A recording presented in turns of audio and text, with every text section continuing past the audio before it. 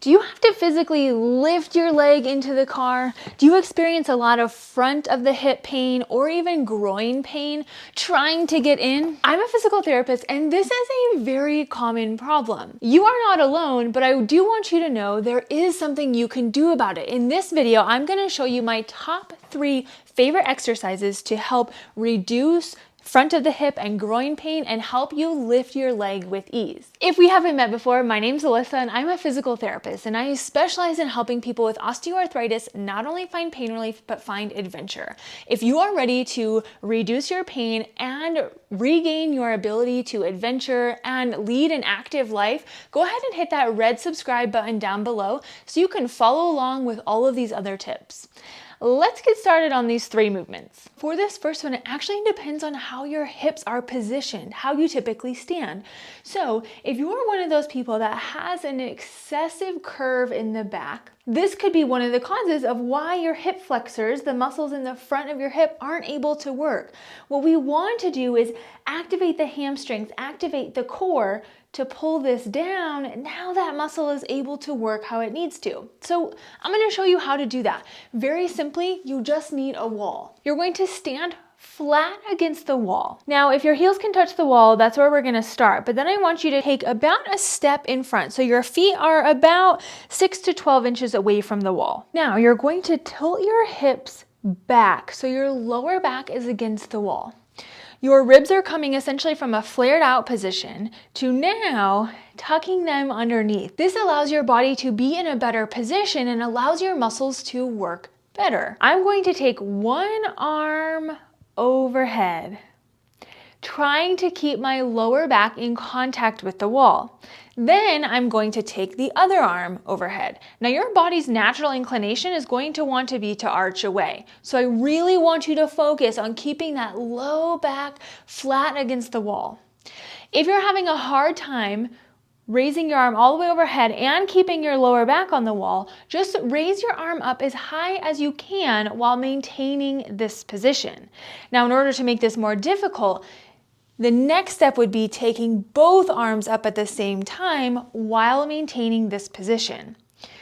Try anywhere between 5 to 10 repetitions, really focusing on the quality of this movement. That's where you're going to get the best bang for your buck. For the second one, if you could lay on your back on the floor, on a bed, or on a couch, we're going to go into a bridge position, which means your legs are going to be bent up, just like this. What I want you to do again is find the ground with your lower back. So again, we're tilting from this arch position, compressing those ribs down and tilting your hips back. Think about tucking your tailbone underneath. So now your entire spine again is along the ground. Now we're going to focus on the feet. What I'd like you to do, keeping this position through your torso, is slightly lift your hips up by pushing through your heels. Now I want you to focus on feeling a contraction right in your hamstrings and not so much in your glutes. Your glutes or your butt muscles should be pretty soft, where your hamstrings should be working. If this is hard for you to do, go ahead and come down and walk your legs out just a little bit further. Now try the same thing. This one is going to require some practice, so if you don't get it right away, that's okay. I just want you to really focus on those hamstrings. Those last 2 movements help to take you from this arch position to now start working on being in a more neutral position and using those muscles in your core and your hamstrings. So now let's work on that hip flexor. Let's work on the front of that hip to get some strength there to be able to lift it into the car. All you're going to need is a chair. Go ahead and have a seat on the edge of this chair. What I'm going to do is I'm going to take the heel of my right hand and place it right above my knee. Now, my knee is going to be bent to about 90 degrees if you can get there. I am going to try to raise up onto my toe as I press down with the heel of my hand. I'm going to hold this for about 5 to 10 seconds and then relax. Now you are pressing at about 50% effort, so this is not as hard as you can. I'm pressing down with my hand as I try to lift my knee up. You should feel the front of your hip start to contract. Then you're going to allow it to relax. You're going to do this 5 to 10 times on each side as long as this feels good to you.